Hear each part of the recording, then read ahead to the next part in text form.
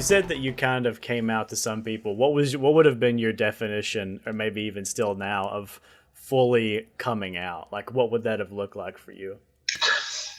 Well, and this is part of the struggle that I'm sure a lot of gay people can relate to, is that coming out is an ongoing process. Like it's like every time you meet someone new, it's like you have to establish that it's how it feels. Yeah. I've been lucky to both work in a place that they genuinely do not like. It's not that they don't care, but like it doesn't affect, you know what I mean? So I got lucky with that. I've been blessed with a very fantastic friend group, several friend groups actually, who just, they look at me as a person first. So yeah, but it is kind of a struggle because coming out is like something you feel like you have to do pretty often. But I remember when I first came out, and I don't mind to mention her name. If she sees this, she'll know it's funny, but her name's Deidre Hagler. She was like my college BFFFFFF. I would not have survived college if it were not for Deidre Ariel Hagler.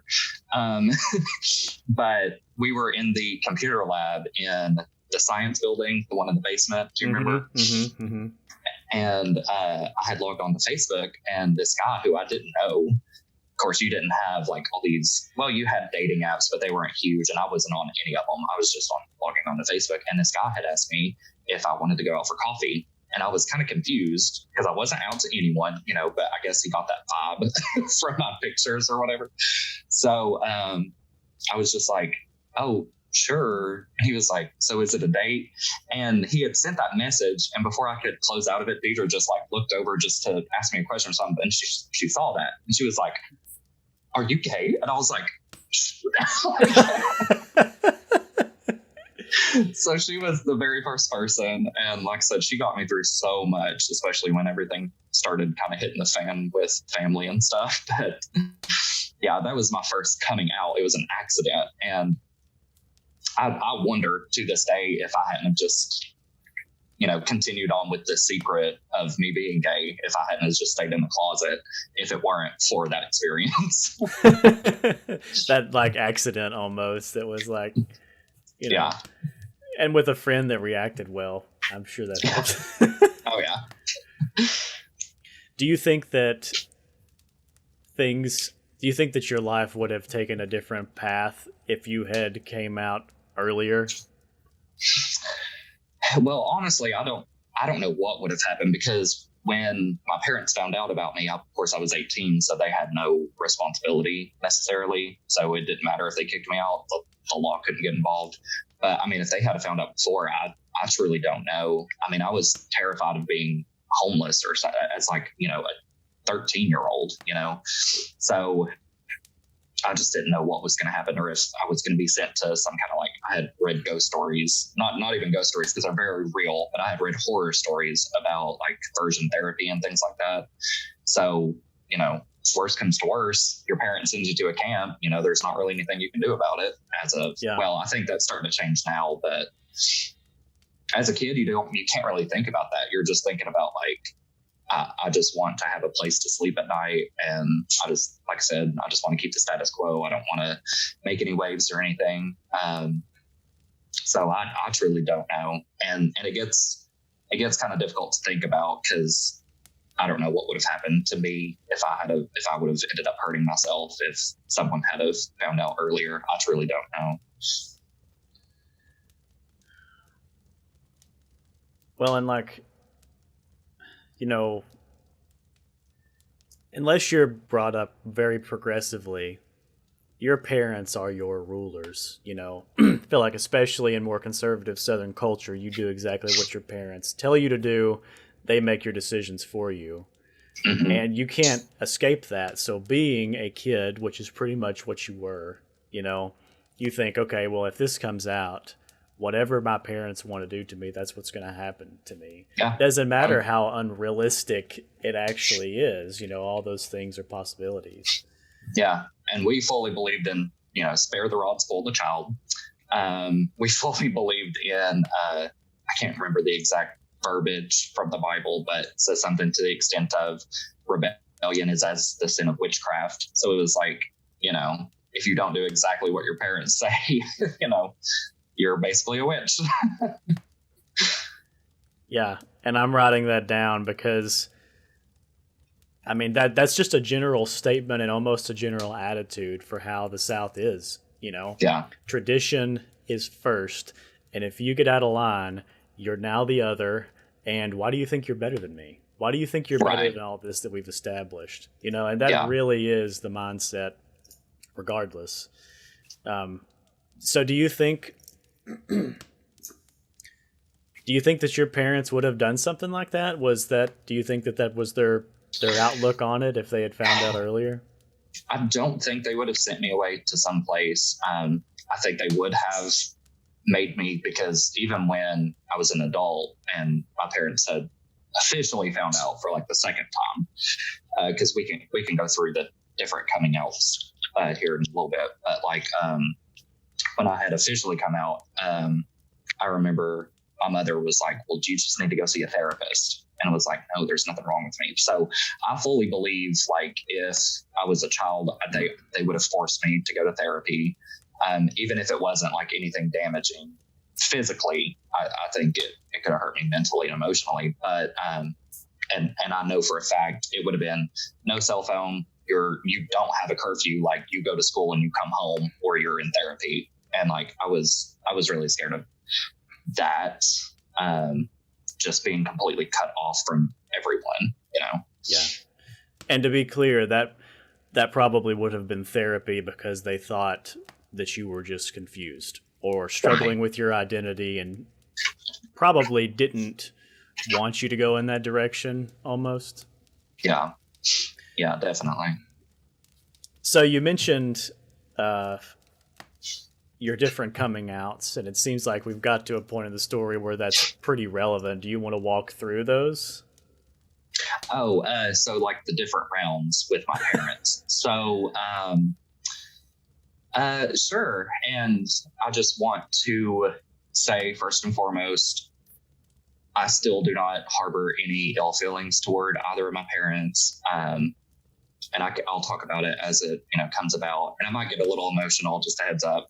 But yeah, I want to be as transparent as possible, because when I got this invitation to this podcast, that was my first thought, was maybe someone will listen to this and either become educated, or maybe someone who's not out yet will listen to it and it will, give them a little bit of hope. So I want to be fully transparent with everything that happened. So the first time was my brother was dating his now wife, Maisie, and she had a gay cousin. Of course, I was out to Daniel, my brother. And so, of course, Maisie knew, and she was like, oh, I have a gay cousin. I should introduce y'all. So, we would hang out and do a few things together. Well, he was at my house one night. He was going to stay the night, and we weren't even doing anything. We were laying on the couch watching the movie, and I had dozed off. And we were not expecting our parents to be home because, like I said, at that time, they were transitioning to moving to Chattanooga.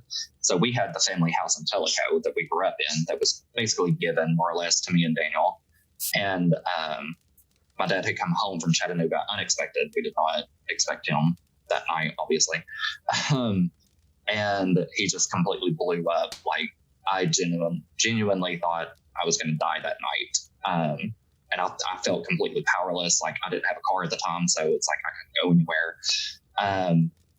But that was the first time that my brother really well, not the first time, but that was like the first significant time that my brother stood up for me.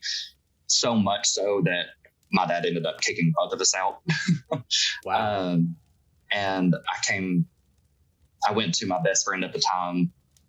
Still very much I have several best friends, but she's like my lifelong best friend, Debbie. I had gone to her house because I didn't know where else to go. And we had gone to my grandmother's house to stay for a few days, my dad's mother. And she was okay with me staying there. But my parents didn't talk to me for several days. And I had gone back to the house to get some of my clothes and different things. And I thought to myself, I'm just going to go back into the closet. It's too much. So I more or less convinced my parents that I had become saved, which I thought I already was, and I still consider myself to be. I was going to say you probably already were, but yeah. But, I was like, I found God, blah, blah, blah. So we came back together as a family. And then my parents actually split up. They ended up getting a divorce. And it probably wasn't super fair of me to do this to Mom, but she was going through a lot. And I thought this might be my best shot with Mom, because I was still living with her for the most part. And I told her, I was like, Mom, I'm still gay. And she was like, I could kind of see it. And I still feel bad for putting that on her at that specific time, because I could see just the tiredness. And she was just like, I can't deal with anything else right now. She was like, I love you no matter what. I've gotten to that point in my life, because the people who love me and care about me are all that I have, So she was like, whatever, pretty much.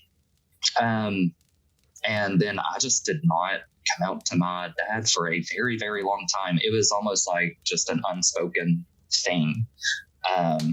And then just very recently, I had, for the very first time in my life, put on Facebook that I was in a relationship with a man. And so that was my next coming out with my dad. And it didn't go so well. And I probably won't talk about it too much because it's still ongoing. And it's still kind of affecting the family. But like that first go around, it was really difficult because there was religion involved. Like my dad was still a pastor. So that, I say it was difficult, but it actually kind of made it a little bit easier, because that was my rationale, was like, oh, my parents are fearful for my immortal soul, So it's like, of course you want what's best for your kid. You don't want them to die and go to hell. But, and that they thought that that's what was going to happen. So, that part made sense. But now the second go around, it just doesn't make any sense, because neither one of them are super religious. And like Mom is super, I say they're not super religious. They're not religious at all really now. But like Mom has become very accepting of me, and she has stood up to gay people at her work. She'll stand up if someone says something inappropriate. She'll be like, excuse me, but my son's gay. You need to watch what you say. So she's gotten there. So go Mom. But now with like Dad, it's just, it's really tricky and difficult. And there's some other things that play into it. But yeah, it's like, I want to get to the point in my life where I can be gay and talk about it and not have to worry, but I still do. And like, I guess the message too, if someone younger is watching this, is, it's not, I don't know, it's an ongoing process. And it's not to say that things don't get better, because they do, but it's still, we're all still human, and we all still make mistakes, and we all still try to work through things to make sense for ourselves. But you just got to find those people. I've got those people in my life that I know support me and love me no matter what. And you just find them and you hold on to them.